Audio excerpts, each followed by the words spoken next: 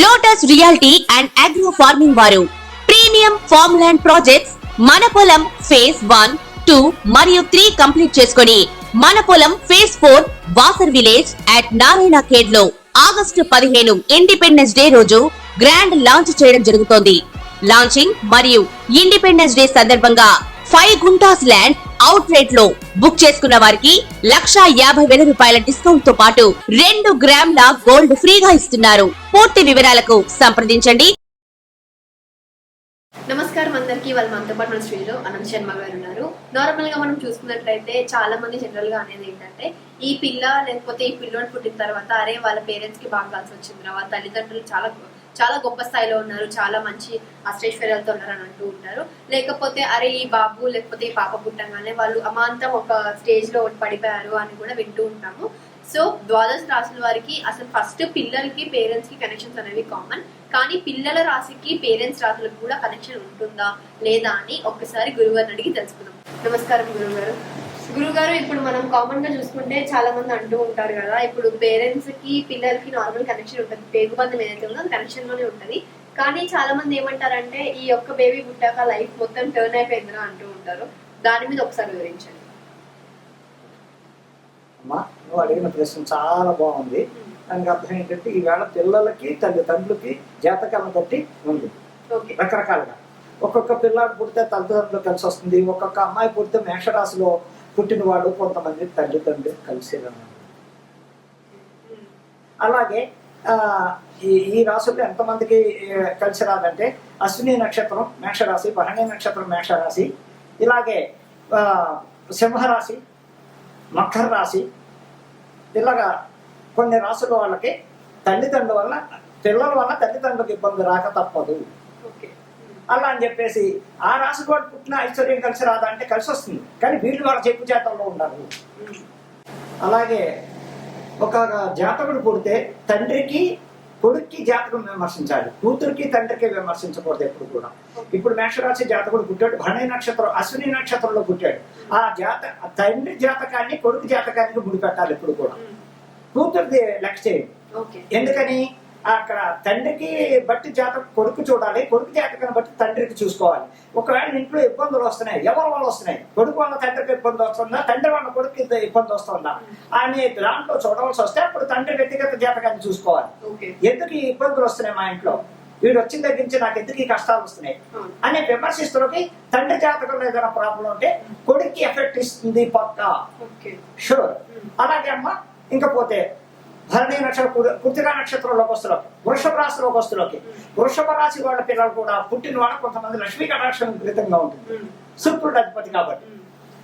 అలాగే వృషభ రాశిలో మగ పిల్లలు పుట్టినా ఆడపిల్లలు పుట్టినా కూడా ఆ ఇంటికి లక్ష్మీదేవి ఆడపిల్ల కన్నా ముందు పుడితే లెక్క ఏమిటంటే ఆ తల్లిదండ్రులు ఎంతో చక్కగా ఉంటారు, సంతానం సుఖ సౌఖ్యాలతో వర్ధిల్లుతూ ఉంటుందని అదొక శాస్త్రం.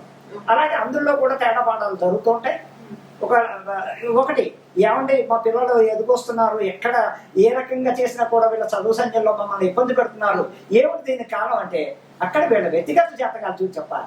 ఎలాగా నా కొడుకు ఎదుకొచ్చాడు, చదవడు పెంకుదానంగా రోడ్ల మీద తిరుగుతున్నాడు అంట్లోకి అక్కడ జాతకానికి వెళ్ళిపోవాలి. ఆయన పుట్టిన టైం డేట్ ఆఫ్ బర్త్ చూసి చక్రం చూసి ఏం నడుస్తుంది, సరే మహాదశ, రావు మహాదశ, చంద్ర మహాదశ, లేకపోతే శుక్ర మహాదశ, గురు మహాదశ, ఇన్ని రాశుల్లో ఏ దశల్లో ఈ అబ్బాయికి తల్లిదండ్రులకు ఇబ్బంది పడుతుందంటే 3 వాట్లకి ఇబ్బంది కలుగుతుంది. ఏమిటయ్యా, శని మహాదశలో చాలా ట్రబుల్ పడతారు తల్లిదండ్రులు కొడుకు జాతకంలో. అలాగే రావు మహాదశ వస్తే ఇంకా ట్రబుల్ పడతారు. ఆ అబ్బాయికి యాక్సిడెంట్లు అవ్వచ్చు, రకరకాల ఇబ్బంది అవచ్చు, లేకపోతే వేరే ఎవరితోటైనా అమ్మాయిలతోటి ఇబ్బందులు, వీళ్ళకి ఇబ్బందులు కోరి తీసుకురావచ్చు, లవ్ అఫేర్ లో పడవచ్చు, రకరకాల ఆ దశలు అలా ఏర్పిస్తూ ఉంటాయి తల్లిదండ్రులు. అందువల్ల కూడా తల్లిదండ్రులు క్షోభపడుతూ ఆ అబ్బాయికి తగిన దానికి చేయవలసిన జపాలు కానీ హోమాలు కానీ లేకపోతే తెలుసు జ్యోతిష్యుల దగ్గరికి వెళ్ళి నా కొడుకు జాతకం ఏమిటండి, దాని పరిష్కారం ఏంటి, రెమెడీ అనేది పాయింట్. అలాగే ఇక మిథున రాశి వచ్చేసరికి మిథున రాశి అంటే పురుషర నక్షత్రం అవచ్చు, గుణవత్సవ నక్షత్రం అవచ్చు, ఆరుద్ర నక్షత్రం అవచ్చు. ఇందులో ఏ మిథున రాశిలో పుట్టినా సరే వాళ్ళకి పుట్టిన తల్లిదండ్రులకి ఎంతో అదృష్టం. ఆడ మగ ఎవరైనా సరే పుట్టుకలోంచి వీళ్ళు కూడా శ్రద్ధాపత్తులతో ఉంటారు, అల్లచెల్లారుగా ఉంటారు. ఎక్కడో 1000 ఇద్దరు ఉంటారు కాదని, కానీ పూర్తిగా వీళ్ళు చదువు సంధ్యల మీద ఎక్కువ చూపిస్తారు. తల్లిదండ్రులు అంటే ప్రేమాభిమానాలు చూపిస్తూ ఉంటారు. చెప్పినట్టుగా చక్కగా తల్లిదండ్రులకు అనుకూలమైన పద్ధతులు ఆడైన మొగైన చక్కగా ఉంటారు. అలాగే కర్కాటక రాశి దగ్గరకు వస్తున్న పెంకితనం, ఆడైనా మొగైన తల్లిదండ్రుల మాట వినరు. చెట్ట అయితే అమ్మాయి ఇంట్లో చెప్ప చేయకుండా డబ్బులు వాళ్ళ చెప్పకుండా ఇంట్లో పడుకోవడం, రోడ్డు జొలాయిలుగా తిరగడం అనేక రకాలుగా జరుగుతుంటే కర్కాటక రాశి వల్ల కూడా తల్లిదండ్రులు విపరీతమైన ట్రబుల్స్ ఉన్నాయి. ఇకపోతే సింహరాశి. సింహరాశి మకా నక్షత్రం 4 పాదాలు, పుబ్బా నక్షత్రం 4 పాదాలు, ఉత్తర 1వ పాదం దాకా కూడా సింహరాశి. కానీ మకా నక్షత్రం సింహరాశికి తేడా, పుబ్బా నక్షత్రానికి తేడాలో మకా నక్షత్రం వాళ్ళు దారి లేదు. అక్కడ చాలా తీర్చలు, చాలా పద్ధతి ఉంటాయి. అదే పుబ్బా నక్షత్రం సింహరాశి వస్తువులకి చాలా చండాలంగా ఉంటాయి పరిస్థితి. అంటే వాళ్ళ స్వతంత్రమే, ఎదుటి వాళ్ళ తల్లిదండ్రుని పట్టించుకోరు. ఉత్తరా నక్షత్రం సింహరాశి దగ్గరికి వస్తున్న వాళ్ళు కొంచెం పద్ధతి మెయింటైన్ చేస్తారు. అలాగే తల్లిదండ్రులకి ఎవరి వల్లయ్యా ఈ సింహరాశులు అంటే మకా నక్షత్రం సింహరాశి వాళ్ళు కొంచెం అందుబాటులో ఉంటారు, మిగతా వాళ్ళు అంత అందుబాటులో ఉన్నారు అని నేను ఖచ్చితంగా చెప్తున్నా. ఇంకపోతే సింహం కన్యా రాశిలో కూడా పిల్లలు బుధుడు అధిపతి అయిన వాళ్ళు కూడా చాలా పద్ధతిగా ఉంటారు, చాలా చక్కగా చదువు సంధ్యలో కానీ అన్నింటిలో వృద్ధిలోకి వస్తుంటారు. మధ్యలో దశలు వల్ల రాహుదశో సింహదశో కుజమహాదశో వచ్చిన వల్ల కొంచెం ఇబ్బందులు పడుతూ ఉంటారు. కానీ తల్లిదండ్రులకు ప్రాబ్లమ్స్ రావు. ఇంకా తులారాశి వాళ్ళు పిల్లలు ఆడైనా మగైనా ఇంకా అదే ఆడపిల్ల పుడితే ఆ ఇంట్లో భోగభాగ్యం. కానీ చిన్నప్పటి నుంచి తల్లిదండ్రులు ఇబ్బందుల్లో ఉంటారు ఆ రాశి వాళ్ళకి. అర్థమైందమ్మా? కానీ వీళ్ళే ఆడపిల్లైన మొగరాయిన కష్టపడి తల్లిదండ్రులను ఆదుకుంటుంది, అన్నా చెల్లెళ్ళు ఆదుకుంటుంది, తమ్ముడు ఉంటే తమ్ముడిని ఆదుకుంటుంది, కష్టపడి పైకి తీసుకొస్తారు. తులారాశి వాళ్ళు ఆడపిల్ల అవుతాయి. అలాగే మగవాడైనా సరే స్వాతి నక్షత్రం తులారాశిలో పుట్టిన వాళ్ళకి రాహు అధిపతి దొరకాలి. అదే విశాఖ నక్షత్రం తులారాశిలో పుట్టిన వాళ్ళకి గురువు అధిపతి. అలాగే కానీ ఏదేమైనా తులారాశి వాళ్ళకి హెల్పింగ్ ఎక్కువ ఉంటుంది, నా బంధుత్వం అనేది ఎక్కువ వాళ్ళకు ఉంటుంది వాళ్ళలో. ఇంకా పోతే అక్కడికాయ తులారాశి. వృశ్చిక రాశి వాళ్ళు స్వార్థపరులు, స్వార్థం ఎక్కువ. నాదే ఎంతసేపు, పక్కవాడు ఎలా పోతే నాకే, నేను నా పిల్లలు నా భార్య, అమ్మా నాన్న కూడా అంత పట్టించుకుని స్టేట్ ఉండదు. వృశ్చిక రాశి ఎక్కడ దాకా అనురాధ వృశ్చిక రాశి, విశాఖ వృశ్చిక రాశి, అలాగే జ్యేష్ఠ నక్షత్రం వృశ్చిక రాశి. అలాంటి వాళ్ళంతా వాళ్ళు స్వార్థం చూసుకుంటారు. అలా అని చెప్పి వాళ్ళకి ఇద్దరు అని చెయ్యరు, కానీ పెద్ద పట్టించుకోరు. అంతసేపు ఎంత వాళ్ళ కుటుంబం నలుగురే వాళ్ళలో వాళ్ళు ఆ స్వార్థంగా ఉంటారు. ధనుసు రాశి చాలా పద్ధతైనగా ఉంటారు. అందులో మొండితనాలు ఉంటారు. మొండితనం ఉన్నప్పటికీ కూడా ఒకళ్ళ హాని చేయరు, ఉపకారస్తులే కానీ అపకారం చేయరు. ఎందుకని గురువు అధిపతి ఉన్నవాళ్ళు, బుధుడు అధిపతి ఉన్నవాళ్ళు, శుక్రుడు అధిపతి ఉన్నవాళ్ళు ఎదుటి వాళ్ళు మేలు కోరుకుంటారు. ఫస్ట్ వాడికి జేబులో రూపాయిందా లేదా, అయ్యో వాడికి అన్నం తిన్నాడా లేదా అని ఆలోచిస్తాడే కానీ వాడు స్వార్థం కోరుకోరు.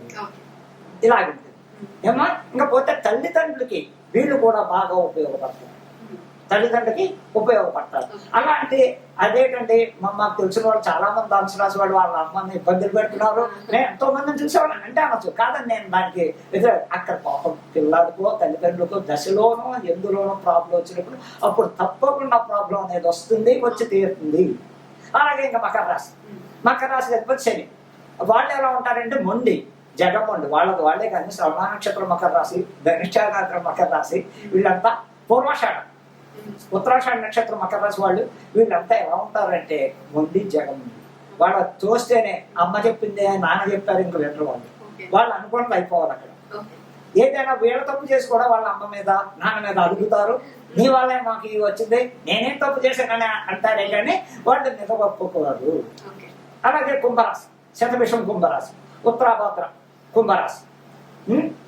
ఇందులో కూడా శతభిషం కుంభరాశి వారు కూడా మాక్సిమం తల్లిదండ్రులకు ఉపయోగపడే వాళ్ళు చాలా మంది ఉన్నారు. నోరెత్తకుండా ఉన్న వాళ్ళు ఉన్నారు కొంచెం ఇదిగా. కానీ సెటిల్మెంట్ లో నెంబర్ 1 స్థానంలో ఉంటారు.